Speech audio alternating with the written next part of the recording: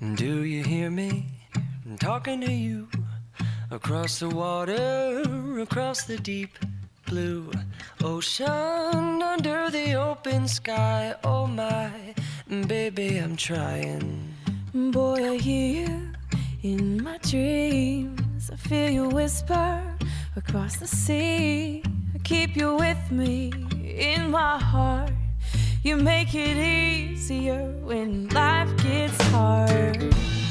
Lucky I'm in love with my best friend.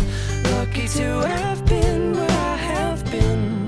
Lucky to be coming home again.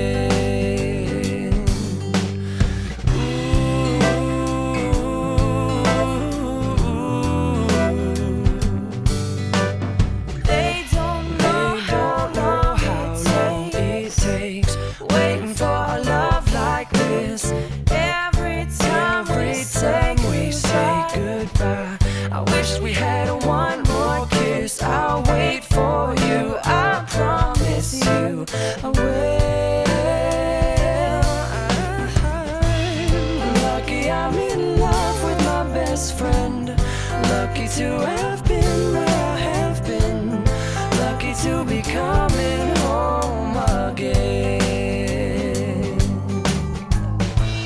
Lucky we're in love in every way.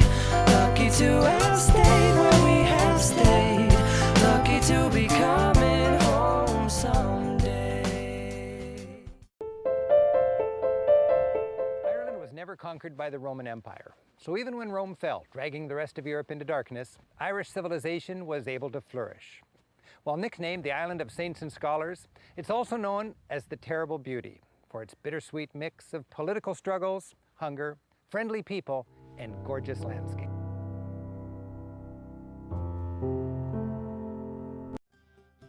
Dublin is a big little city. It's full of things to do and see, but you can practically walk its entirety in just a few hours. Dublin is a fun place to be, and the history of this town is fascinating, tragic, and triumphant.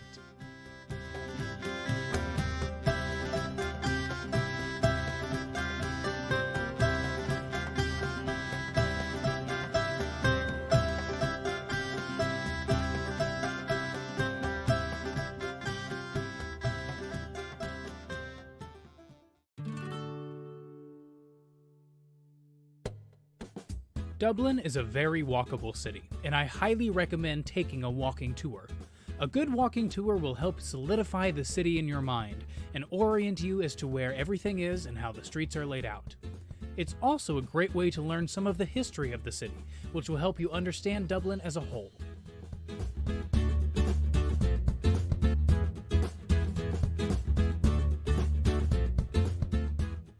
You may also see places that maybe weren't on your original itinerary, such as this city market, or this building, City Hall. Good tour guides give you the lay of the land, as well as the history behind the bricks.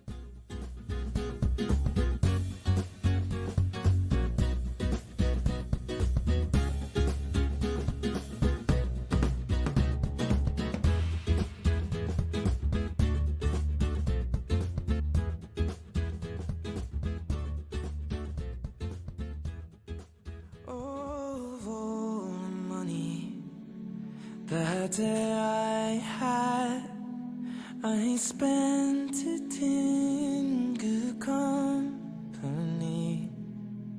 and all the harm that I've done, alas, it was to none but me, and all I've done for want of wit.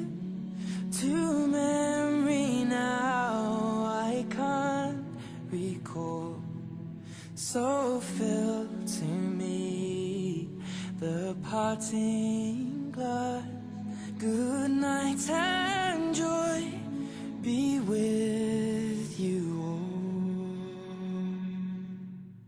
all. Of all the comrades that e'er I had, they are sorry for my going away, and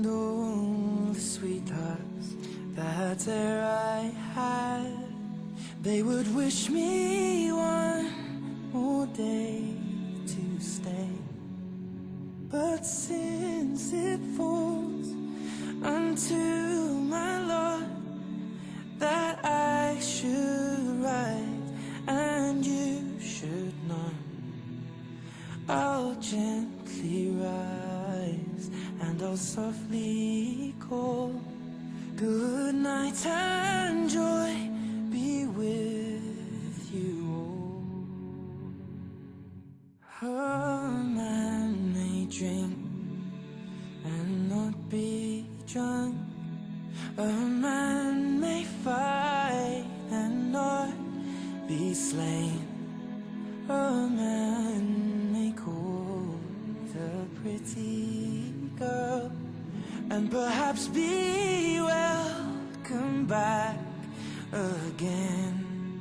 But since it has so ought to be, by a time to rise and a time to fall, come fill to me the parting glass. Good night and joy be with you all.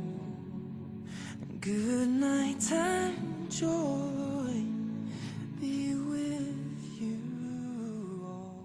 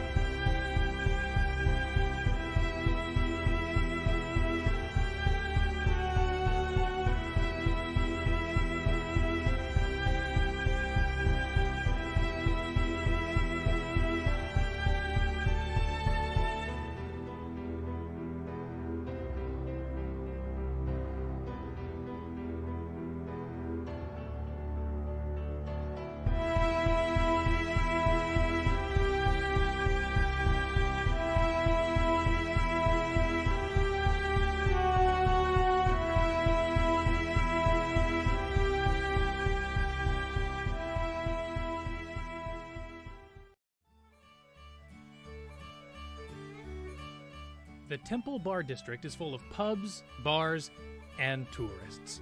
These cobbled streets have long been the site of Dublin's party scene, and while you may find more locals in areas such as the Purple Flag District, this fun-loving area is still definitely worth a visit.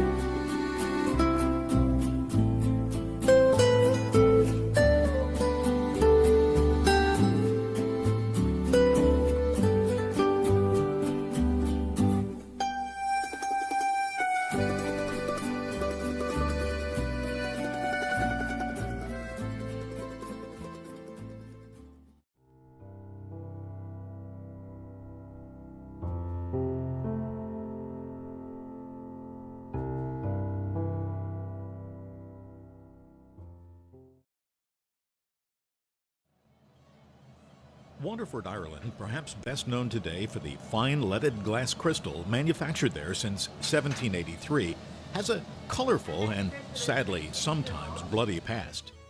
Located about 7 miles inland off the southeastern coast of Ireland on the River Suir and 105 miles south of Dublin, its proximity to the sea and the inland river network made it an ideal place for invaders, starting with the Vikings and later the English. Waterford is believed to be the oldest city in Ireland. It was a Viking outpost.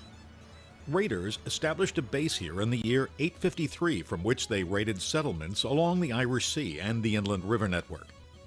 Remnants of their settlement can still be seen. The most notable, Reginald's Tower, the oldest urban building in the country. Situated at the apex of the Viking Triangle, it is now the home of an exhibition of historic and archaeological artifacts that help tell the story of Waterford's Viking heritage.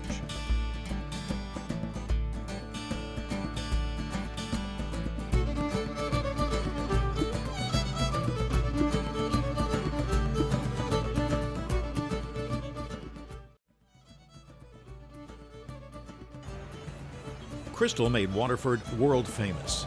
The Waterford Crystal Factory, at least the latest factory, opened in 2010 after the company went through a major restructuring. The new factory has a much smaller workforce, but it's big enough to give visitors an appreciation for the artistry and craftsmanship involved in the glassmaking process.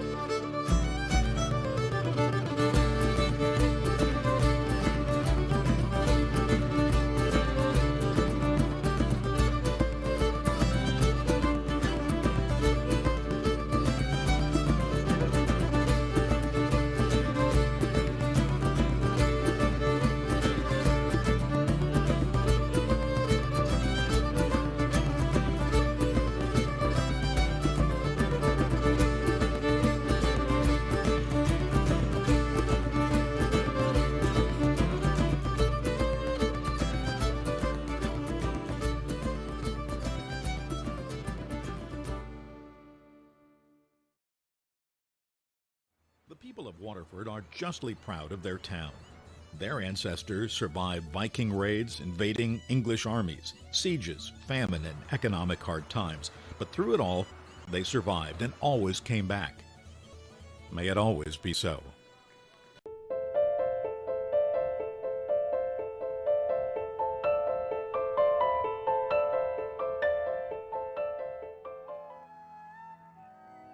The dramatic Rock of Cashel is one of Ireland's most evocative sites. This was the seat of ancient Irish kings for 7 centuries. St. Patrick baptized King Angus here in about 450 AD. In around 1100, an Irish king gave Cashel to the church, and it grew to become the ecclesiastical capital of all Ireland. 800 years ago, this monastic community was just a chapel and a round tower standing high on this bluff. It looked out then, as it does today, over the plain of Tipperary, called the Golden Vale because its rich soil makes it Ireland's best farmland. On this historic rock, you stroll among these ruins in the footsteps of St. Patrick, and wandering through my favorite Celtic Cross graveyard, I feel the soul of Ireland.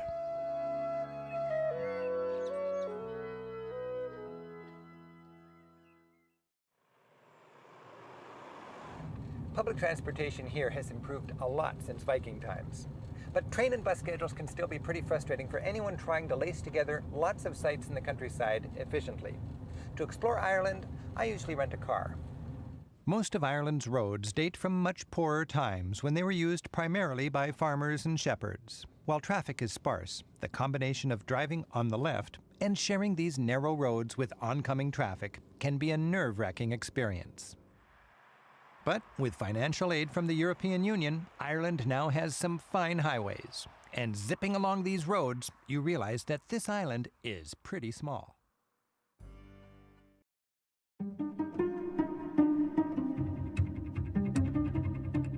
Blarney Castle is one of the best-known sites in all of Ireland, but not for any real historical reasons. Blarney Castle is most famous for being famous. Queues can be massive, but we're here in the evening after many of the tour buses have come and gone for the day.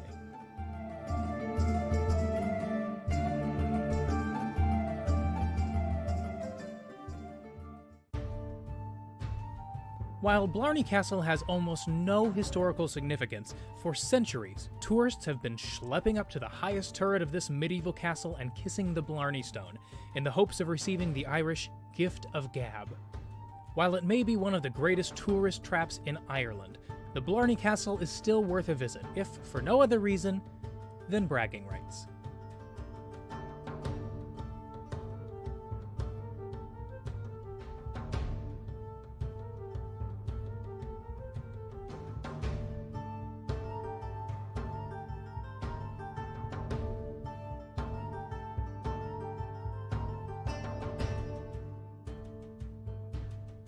Once inside, you'll venture through several small medieval rooms and hike up lots of even smaller medieval staircases until, at last, you reach the highest point of the castle to kiss the Blarney Stone.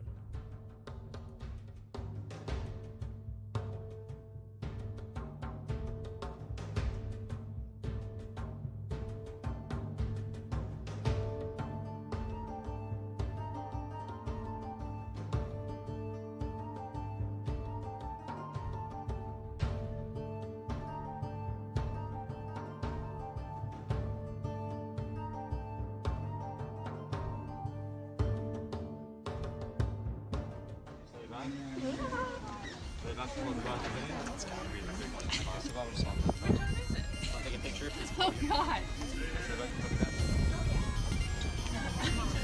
You get it?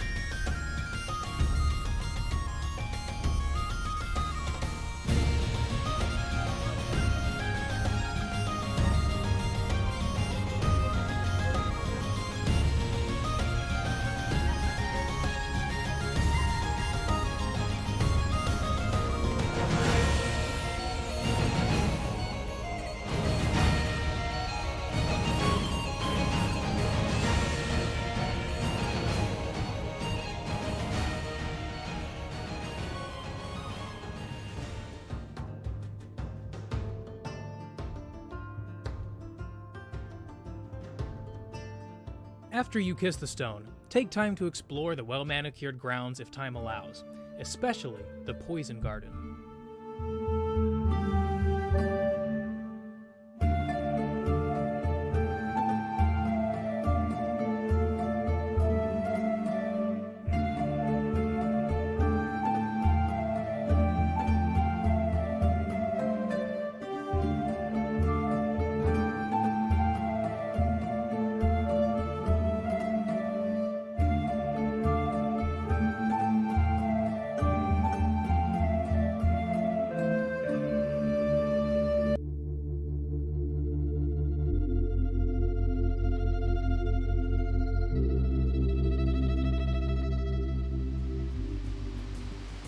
One of the most popular tourist destinations in Ireland is the Ring of Kerry, a 111-mile circular route around the rugged Kerry Peninsula in southwestern Ireland. The trip often originates from the town of Killarney in County Kerry. Less than 4 miles outside of town, is the Killarney National Forest with stunning mountain views, waterfalls, ancient forests, herds of red deer, lakes, and this Victorian mansion, Muckross House. The National Forest was created in 1932. The estate was given to the nation. The manor house on the banks of Muckross Lake was built in 1843. A two-day visit by Queen Victoria and Prince Albert in September 1861 was a high point in the history of the home. The Herbert family had spent years and a fortune preparing for the visit. The renovations and expensive new furnishings were meant to impress the royal couple and hopefully lead to recognition and reward in the future. Unfortunately, Prince Albert died 2 months after the visit, and Victoria went into a decades-long bereavement. There was no return on the investment. The home was eventually sold to a member of the Guinness family, and then a wealthy California mining magnate who purchased the estate as a wedding gift for his daughter Maud. When she passed away, the estate was given to the country. The national park is filled with beautiful trails around the lakes and into the forest. They're very popular with hikers and cyclists, especially the ones leading to Torque Falls. In addition to the manor house and gardens, visitors can tour a traditional farmstead, take horse-drawn carriage rides, observe artisans practicing traditional crafts like weaving and ceramics, and dine in the lovely restaurant at Muckross House.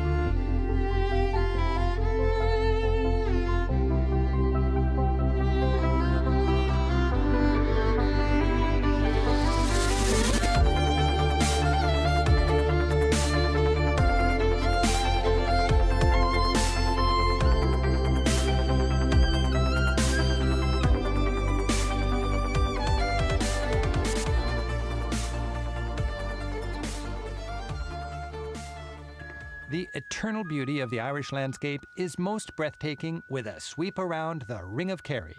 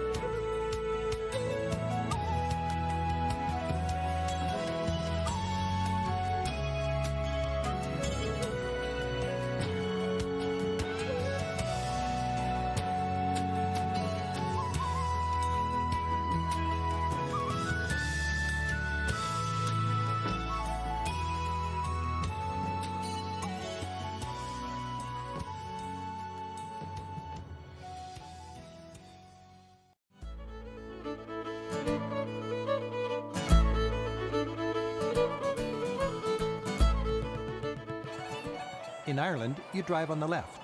On narrow roads like these, take your time. Everybody works together in a scenic do-si-do up and over the mountain. With the help of a good map, I often take the slow, more memorable route. The dramatic Connor Pass leads to the scenic southwest tip of Ireland, Dingle Peninsula. Over 100 inches of rain a year give this area its famous 40 shades of green. Dingle Peninsula offers an ideal mix of far-and-away beauty, archaeological wonders, and desolate walks or bike rides, all within convenient reach of its main town. My Irish dreams have long been set here on this sparse but lushly carpeted peninsula. The people of Dingle are close to the land. When I asked a local if he was born here, he thought for a second and said, no, it was about 6 miles down the road. When I asked if he'd lived here all his life, he said, not yet. Dingle is so traditionally Irish because it's another Gaeltacht, a region where the Irish culture survives, subsidized by the government.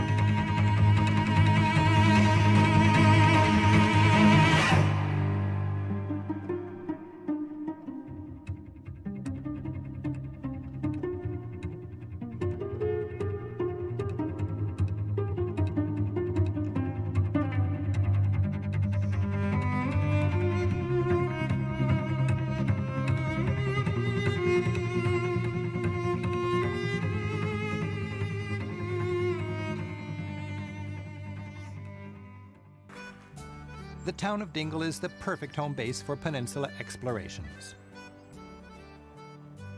It's just large enough to have all the necessary tourist services and a steady beat of Irish folk music. Although a popular tourist destination, Dingle still has a relaxed feel. This is a place where the fish and the farm still matter. A faint whiff of burning peat fills its streets. Tractor tracks dirty the main drag. And 40 fishing boats still sail from its harbor. Like any town with tourism in Ireland, Dingle has an abundance of B&Bs.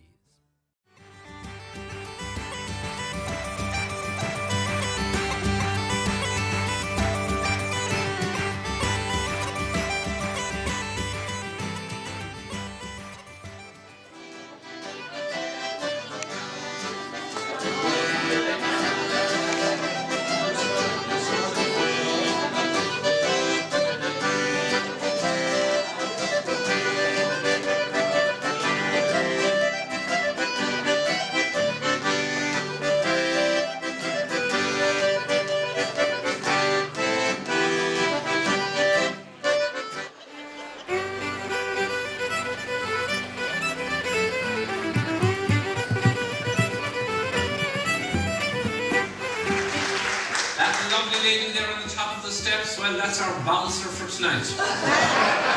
Any sign of trouble, she's a black belt and she'll be on you straight away.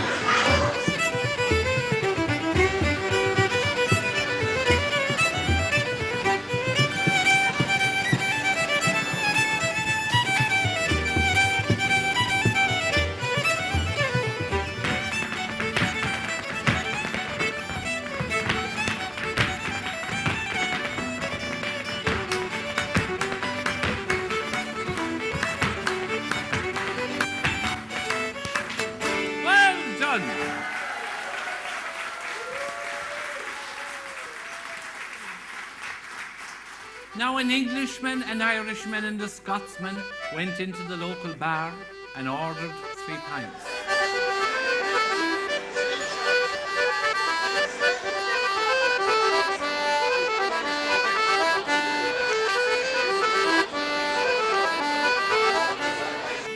Right, and out again, and in again, and out again. Now stay where you are, don't get overexcited. Go over there out that corner. Go over! Come back here, you! Sit there!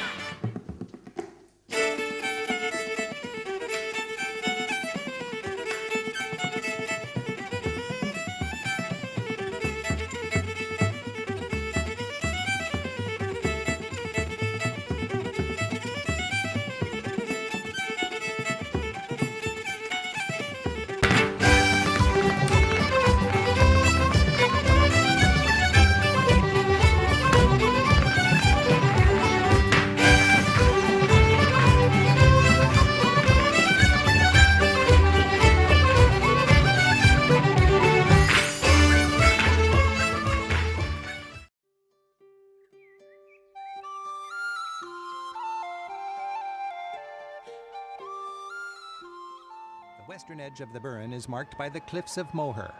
A visit here offers one of Ireland's great natural thrills. For 5 miles, the dramatic cliffs soar as high as 650 feet above the Atlantic Ocean. While I wouldn't recommend this, thrill seekers find a special peace all alone here at the edge of Ireland.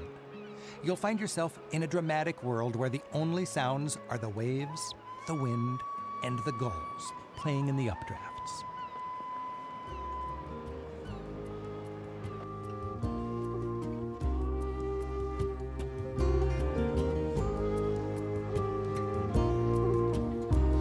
Oh, should my people fall, then surely I'll do the same.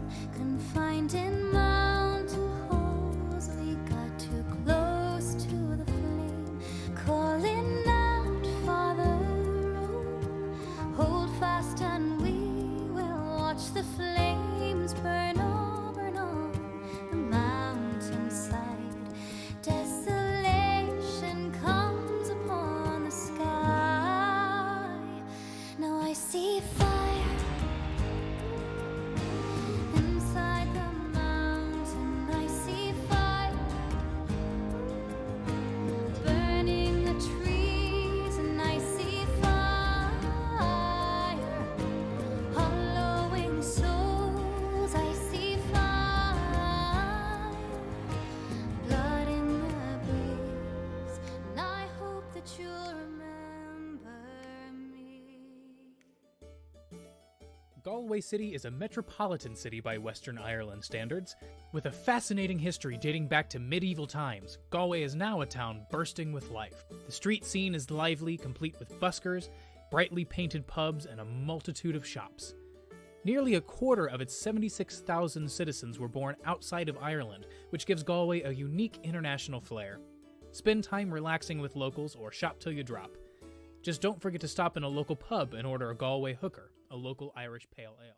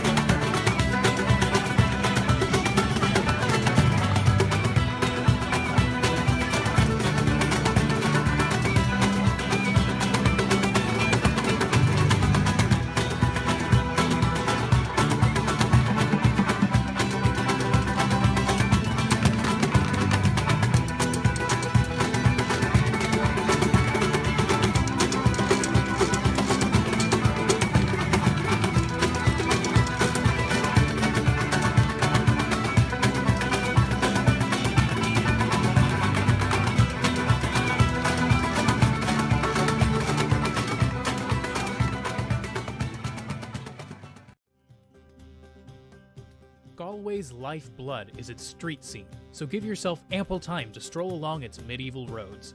From the 13th through the 19th centuries, Galway was run by the famous 14 tribes, or more accurately, powerful families of Galway. Of those 14 tribes, the Lynch family was by far the most powerful, with 84 Lynches becoming mayor of Galway over a 169-year span. Lynch's Castle, now an allied Irish bank, is the only castle still standing that belonged to one of the 14 tribes.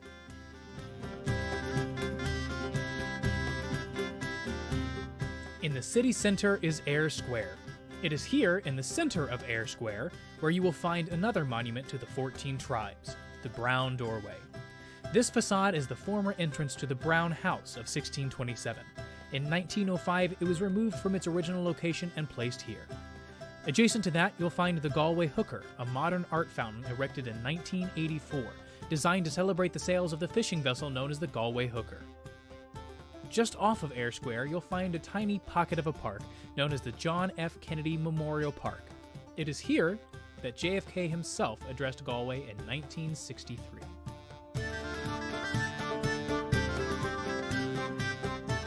The King's Head Pub on High Street in the Latin Quarter has occupied this spot for over 800 years. Once home to the Lynch mayors of Galway, in 1654 it was seized from him by one of Oliver Cromwell's henchmen, Colonel Peter Stubbers. It is believed that Stubbers was in fact the man that executed King Charles I, thus prompting the name of the pub, the King's Head.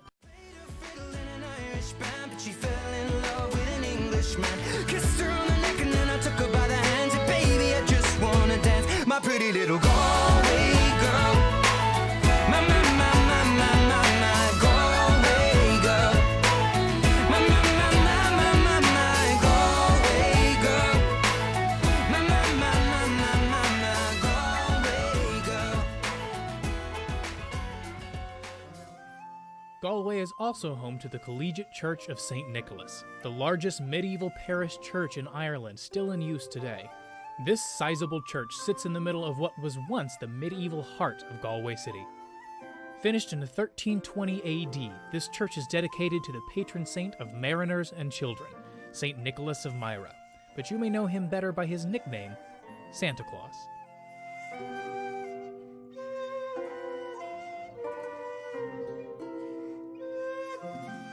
Look down, and you'll notice that you're standing on grave markers, a common practice in many medieval European churches.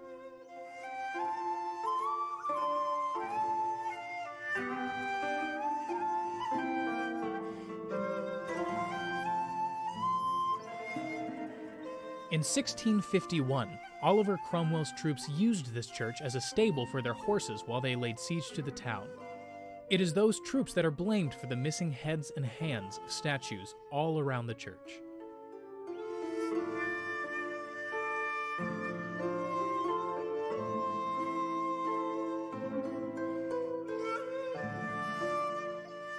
It's believed that in 1477, Christopher Columbus himself worshipped here before one of his attempts to reach the New World.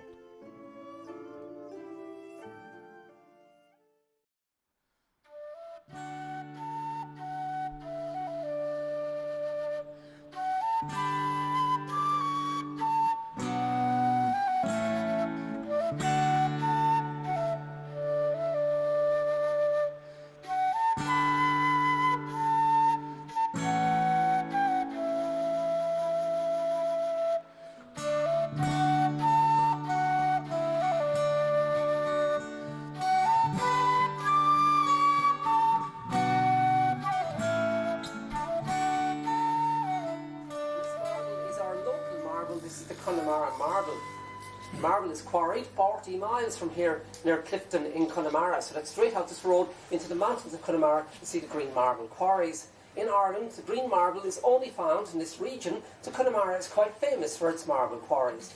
The photograph we see there on the wall is of the Streamstown Marble Quarry outside the town of Clifton in Connemara. That quarry was opened commercially in 1822, and marble from the quarry has been exported all over the world, where you will see it in cathedrals and public buildings. So I would like to show you a sample of the variety of colours which we produce here in these marble quarries.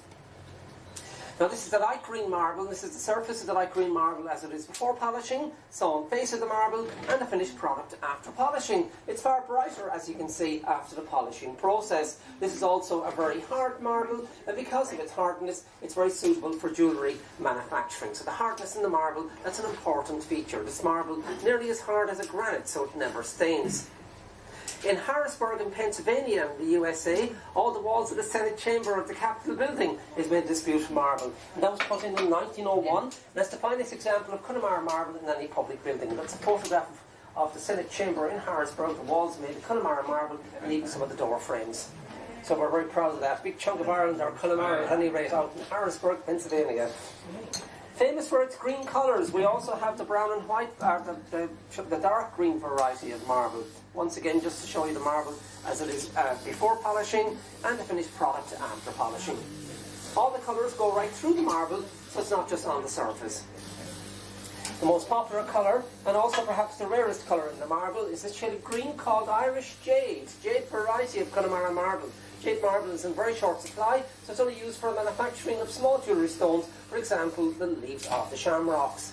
Now, it was copper oxides in the ground during the marble's formation which gave it its green colour. So all the shades of green were caused by copper. This marble is from the Precambrian time. That's estimated by geologists to be approximately 600 million years old. So it's among the oldest marbles in the world. 600 million years from the Precambrian time.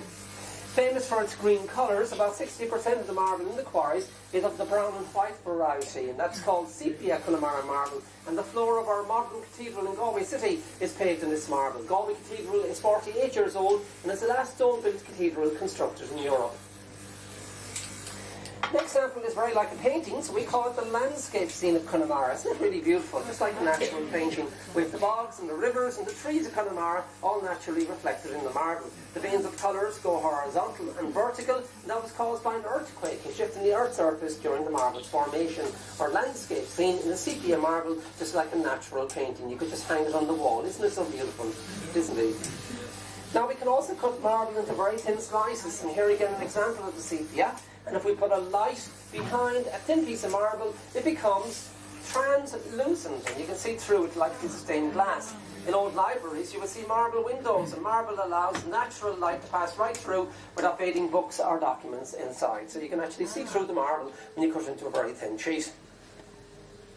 Now in Galway City we have the Black Marble Quarry, situated at sea level about 2 miles from our city centre in Galway City and on the shoreline of Galway Bay. Now this black marble was mud on the bed of the bay and became compressed 350 million years ago. So that makes it a little over half the age of the green marble. We have marine fossils in the marble of oyster shells. Galway is very famous for its oysters, and tropical corals fossilised in our Galway marble, confirming that our climate was tropical at that time. This is an oyster shell from Galway Bay, which has popped out of the marble when the saw blades were cutting through it. So that's a 350 million year old oyster shell from Galway Bay. The Galway City Black Marble. In the south of Ireland, in County Cork, Middleton, County Cork, we wanted a very beautiful red marble. That's known as the Irish Rose Marble, and you would see it in our cathedrals and public buildings. Iron oxides in the ground during the marble's formation gave it its beautiful red colour. Middleton Red, the Irish Rose Marble from County Cork in the south of Ireland. And finally, in Achill Island in County Mayo, which is 60 miles northwest from here, a small deposit of amethyst, Irish amethyst from Achill Island in County Mayo. Amethyst in the ground comes in a geode formation, a hollow stone like an egg. It's the outside of the geode, like a common country rock, broken open to find the crystals inside. It's semi-precious, and it's the birthstone for the month of February. The Irish amethyst from Achill Island in County Mayo.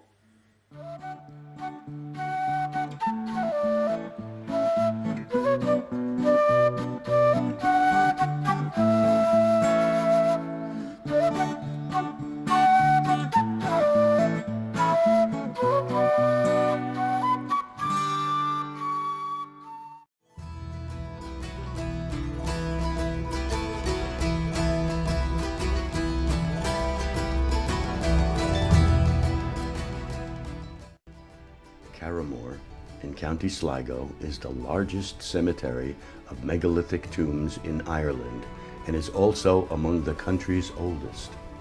With monuments ranging from 5,000 to 5,800 years old, archaeologists have recorded over 60 tombs, of which 30 are still visible.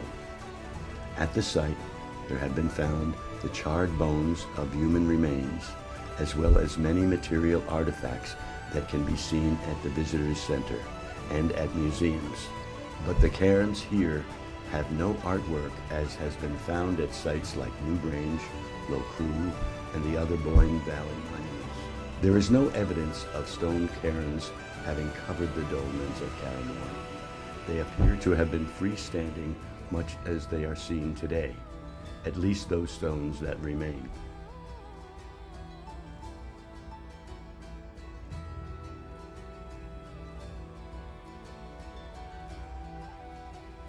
The large and restored curbed cairn is the exception, number 51. It is the central focal monument, Listowgil, which was buried in a great cairn of stones around 3200 BC.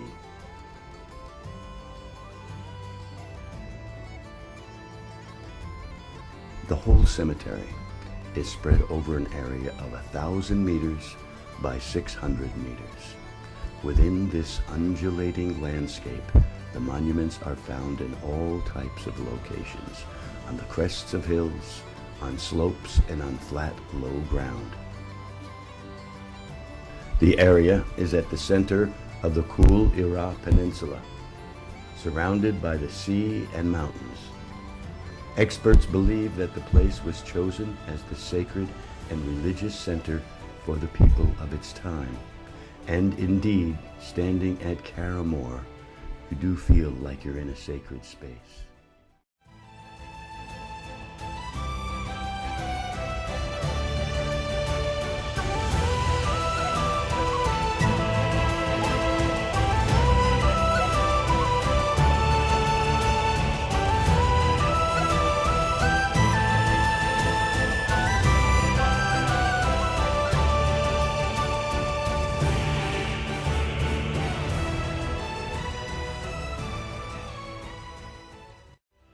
Everyone calls it Sligo Abbey, is actually a Dominican friary, not an abbey, and was founded in 1252-1253 by Maurice Fitzgerald, who at the time was the Chief Justice of Ireland. Despite damage sustained in an accident fire in 1414 and the siege of Sligo Castle during the Elizabethan period, the friary remained almost intact until the 1st of July 1642, when it was sacked by Sir Frederick Hamilton and his soldiers. They massacred all the friars and left the building in ruin. Today, the remaining structure is in good condition, with many of the tombs, monuments and features retaining much of the original character. It is the oldest decorated high altar in an Irish monastic church, and which dates to the 15th century, and also has a beautifully carved O'Crian tomb dating 1506, which is an amazing example of medieval grave monument. There's also a legend around the silver bell of the friary, which is supposed to be lying at the bottom of Lochgill, a lake nearby, and only the purest of souls are able to hear it when it rings out.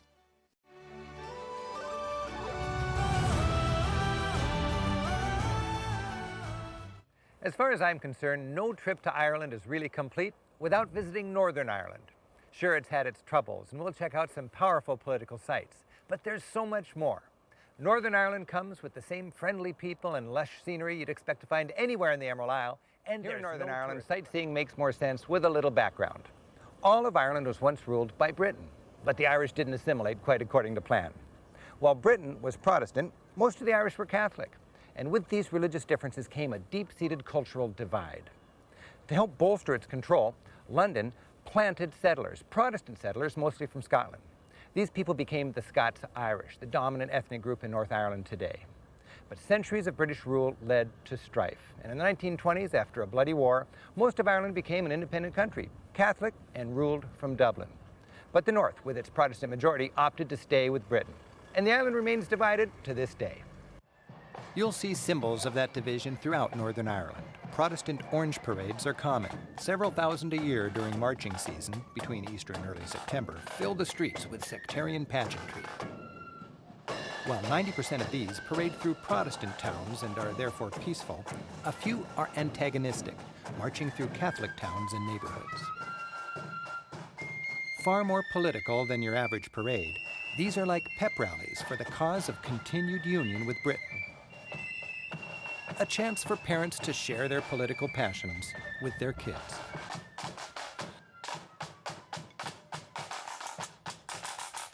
The long-established Orange Order works to defend the union with Britain, so their political philosophy is unionist. Orange is the team color, and the Union Jack is its flag. This is countered on the Catholic side by nationalists and Republicans, people who want the entire island to be one nation. Their color is green, and they fly the Irish flag. In the Republic of Ireland, there's no question Catholics rule. But here in the Protestant-dominated north, the Catholics, with over a third of the population, are just too big a minority to ignore. In order to maintain control, Protestants employed policies which were tough on Catholics. This escalated tensions, which led to the Troubles, which have filled headlines around here since the late 1960s. As Protestants and Catholics clashed, the British Army entered the fray, and they've been here ever since. Thankfully, real progress towards peace has been made recently, and while you still don't want to sing Protestant songs in a Catholic pub like this, or vice versa, Northern Ireland has become a great place to visit.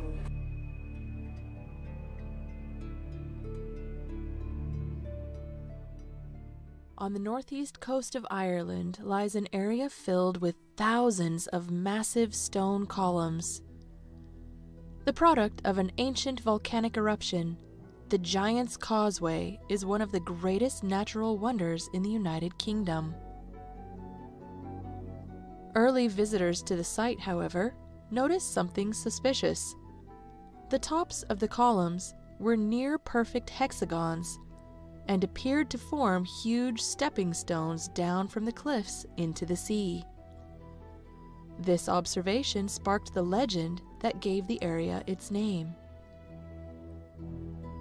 According to the legend, the stones are the remains of a causeway, or raised pathway across the water, built by an ancient giant, Finn MacCool. Finn was challenged to a fight by a Scottish giant, Benandonner, and he grabbed chunks of the Irish coastline and threw them into the sea to bridge the gap to Scotland. As he approached and saw how huge Benandonner was, Finn became frightened and ran back home. On the way, he lost one of his boots, which can still be seen today. Benandonner chased after him, and Finn asked his wife, Una, for help. Una dressed Finn as a baby and put him in a huge cradle. When Benandonner arrived and saw how big the sleeping baby was, he assumed the father must be even more gigantic and ran in terror, ripping up the causeway as he went so he couldn't be followed. That is why you will find identical columns across the sea in Scotland. It's the other end of the causeway. Scientists have another explanation for the rock formations, however. They say that the causeway formed 50 to 60 million years ago, when molten rock was forced up through fissures in chalk beds, forming a plateau of lava. As the lava cooled, it contracted, creating the splits. Today, the Giant's Causeway contains about 40,000 basalt columns.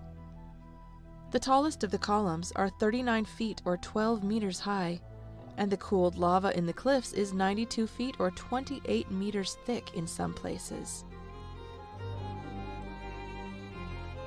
Today, the Giant's Causeway is a World Heritage Site and the most popular tourist attraction in Northern Ireland. Whether visitors come for the legend of ancient giants or for massive, age-old basalt columns, the Giant's Causeway is an awe-inspiring sight. It takes a crane to build a crane. It takes 2 floors to make a story. It takes an egg to make a hen. It takes a hen to make an egg. There is no end to what I'm saying. It takes a thought to make a word, and it takes some words to make an action, and it takes some work to make it work. It takes some good to make it hurt. It takes some bad for satisfaction. La la la Ah la la la la, life is wonderful. Ah la la la la la la, life goes full circle. Ah la la la la, life is wonderful.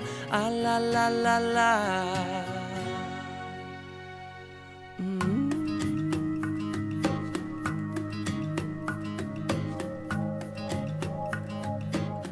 It takes a night to make it dawn, and it takes a day to make you yawn, brother. And it takes some old to make you young. It takes some cold to know the sun. It takes the one to have the other. And it takes no time to fall in love, but it takes you years to know what love is. And it takes some fears to make you trust. It takes those tears to make it rust. It takes the dust to have it polished, yeah. La la la la la, life is wonderful. Ah la la la la la, life goes full circle. Ah la la la la la, life is wonderful. Ah la la la. It is so.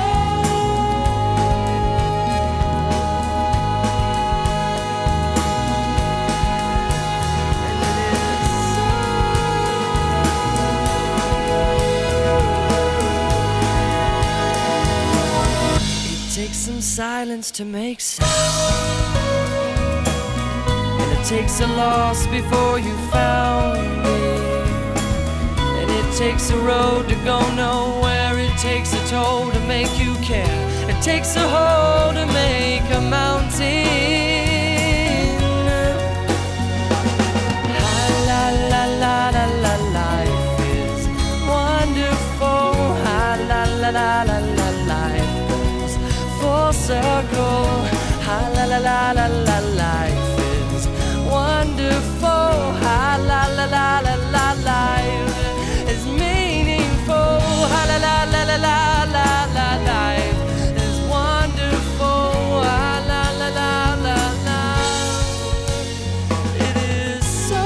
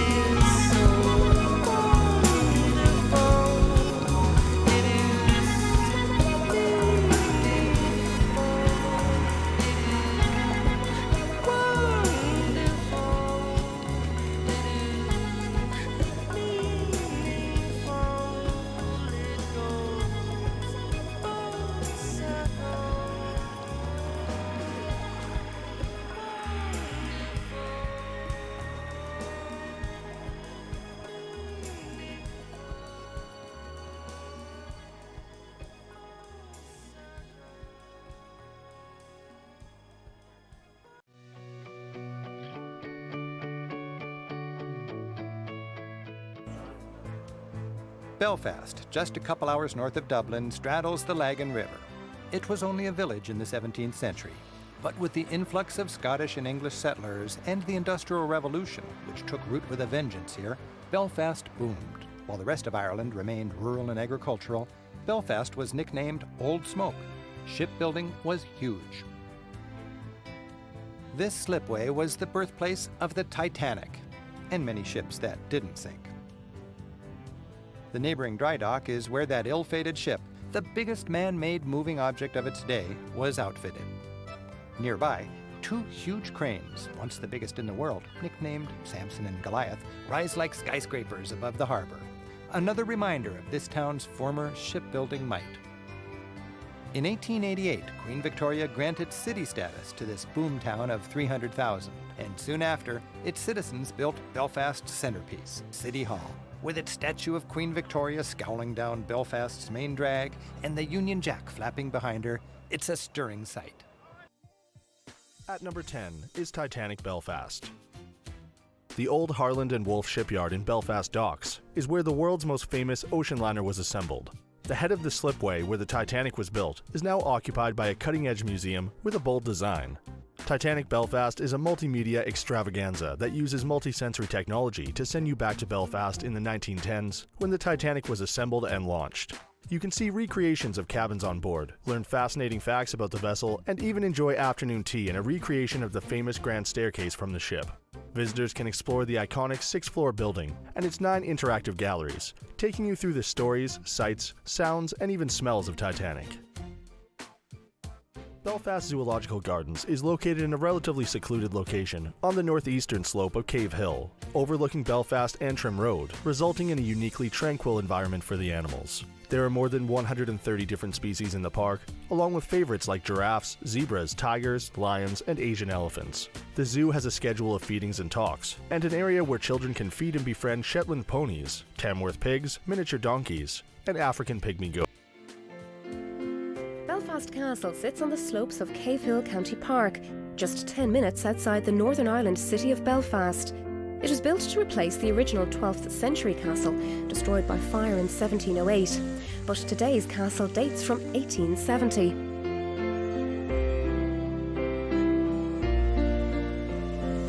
Belfast Castle was built entirely from sandstone, and the impressive stone turrets and staircases are surrounded by peaceful gardens which overlook the Belfast Lough and the city of Belfast below.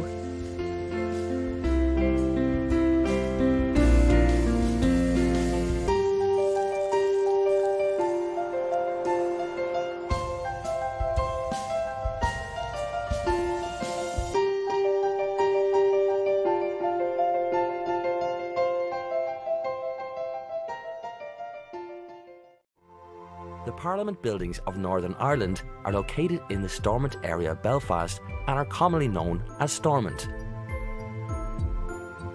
It is the current seat of the Northern Ireland Assembly and the Northern Ireland Executive. The buildings were opened in 1932 and originally housed the Parliament of Northern Ireland. The building has a fascinating history that parallels the turbulent history of government in Northern Ireland.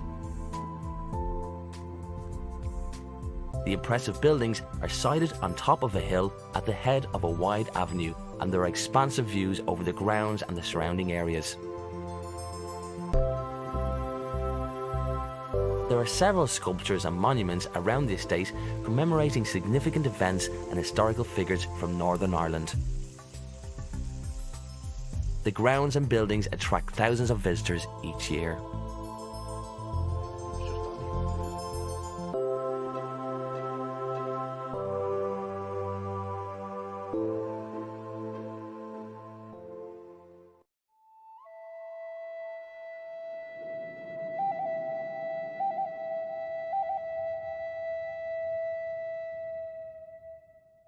The most popular sightseeing attraction near Dublin is Bóinne, an archaeological site with 2 amazing ancient burial mounds.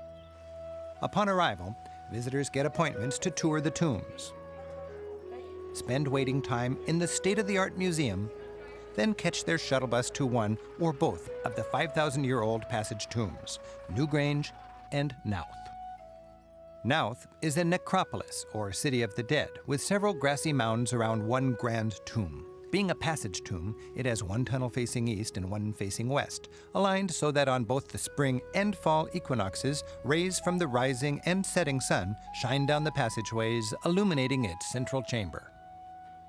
To give you an idea of the sweep of the history here, these sites were built approximately 5,300 years ago, approximately 3,300 BC, which puts them 500 years older than the oldest pyramids in Egypt, 1,000 years older than Stonehenge in Wiltshire in England. So these people put a huge amount of energy and resources and basically a huge amount of their wealth into constructing these monuments. They were probably thinking not just about survival, but issues around life, death, the story of their tribe, their ancestors, issues like rebirth. Where did they come from? Where were they going to? Another shuttle bus ride drops us at the Newgrange tomb, thought to be even older, dating from 3,200 BC. While we know almost nothing of the builders, this was most certainly a sacred spot dealing with some kind of sun god ritual. Imagine the impact of this place, the largest structure ever seen, faced with exotic white quartz. The farming people who constructed these monuments, these passage tombs, must have been the original hunting-gathering people of this country who came here after the ice melted.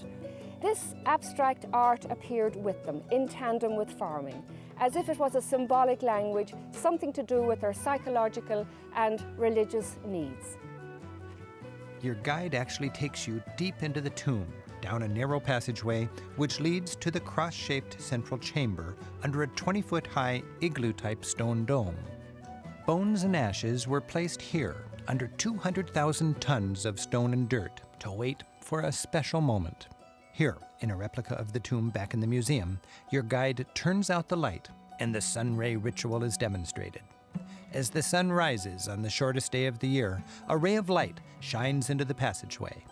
For 17 minutes, it lights the center of the sacred chamber. Perhaps this was the moment when the souls of the dead would be transported to the afterlife via that mysterious ray of life-giving and life-taking sunlight. Of a different age, secret lines carved on ancient stone.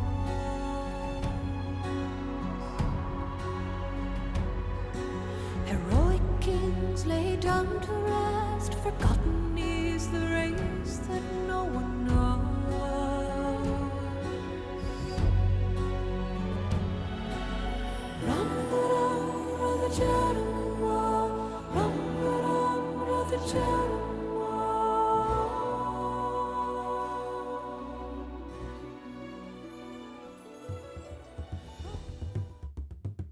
Trinity College is one of the most recognizable and important sites in Dublin. The campus is free to enter and you can walk around on your own, but in order to truly understand the significance of this place, I highly recommend taking advantage of the student-led tours. Tours depart from the College Green area and last 30 to 40 minutes.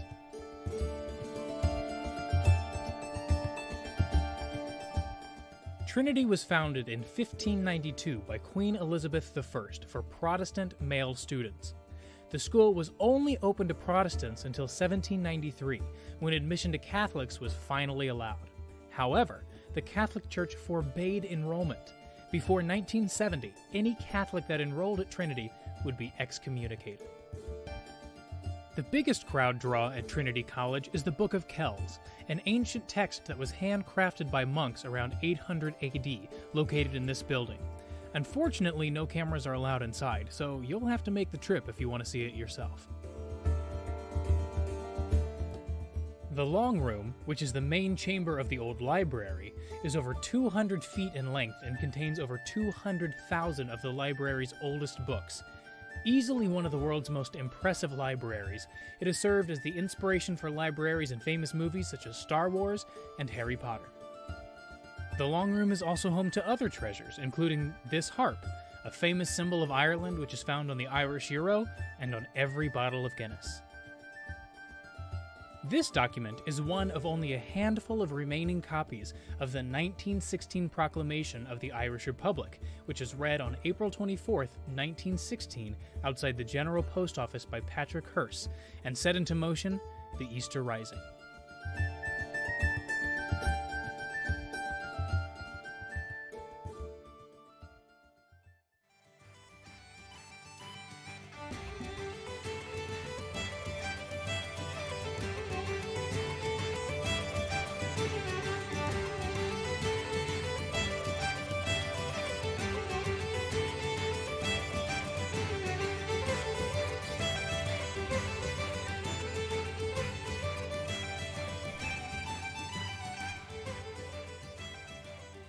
After a long, intellectual afternoon, give your tired mind a break and head to St. Stephen's Green, a nature oasis in the bustling city.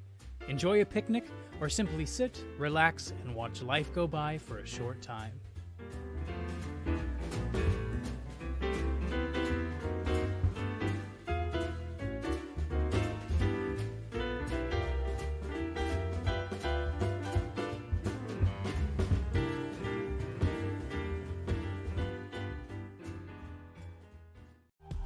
So locations and thousands of exhibits, the National Museum of Ireland's sites are home to the most impressive collections of Irish heritage, culture and natural history in the world. Here in Kildare Street, you can discover the unique treasures and cultures of prehistoric, Viking and medieval Ireland. Find out how Ireland's earliest dwellers caught fish 9,000 years ago.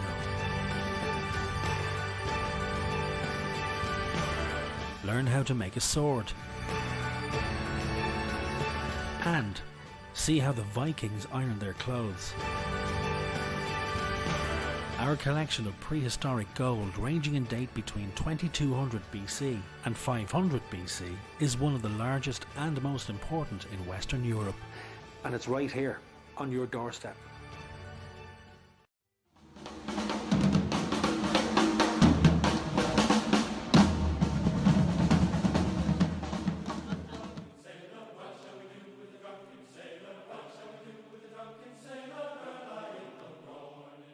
The Guinness Storehouse is a high priority on the list of many a Dublin visitor. The current building, built in 2000, is shaped like a glass and is referred to as the world's largest pint. Guinness has been brewed at the St. James Gate Brewery on this site since 1759, when Arthur Guinness signed a 9,000-year lease with the city of Dublin, the very lease that can be found in the floor of the main lobby. The Guinness Storehouse is a veritable museum of Guinness, consisting of 7 floors dedicated to the delicious brew. You'll get an overview of its basic ingredients: yeast, hops,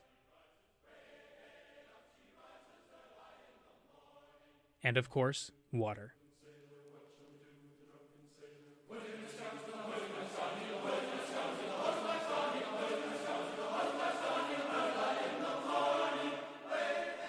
You'll also learn about some of the history of the brewery through movies, pictures, and other exhibits.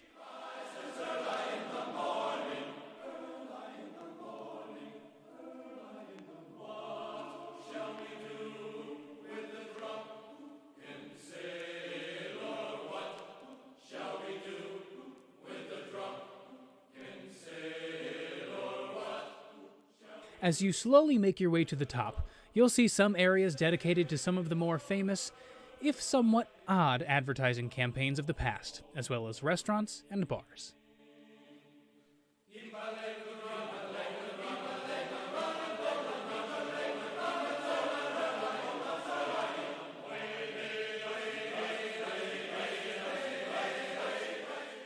At the top of the pint sits the Sky Bar, reason enough for making the trip to the Guinness Storehouse. Bartenders masterfully pour the black gold into pint glasses, and each person gets one included in their admission. While the exhibits are interesting, it's worth coming to the Guinness Storehouse for nothing more than enjoying a pint with this bird's eye view of the city.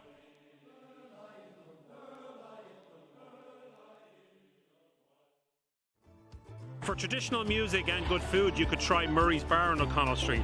It's also got one of the best beer gardens in the country, so great for all the sports events.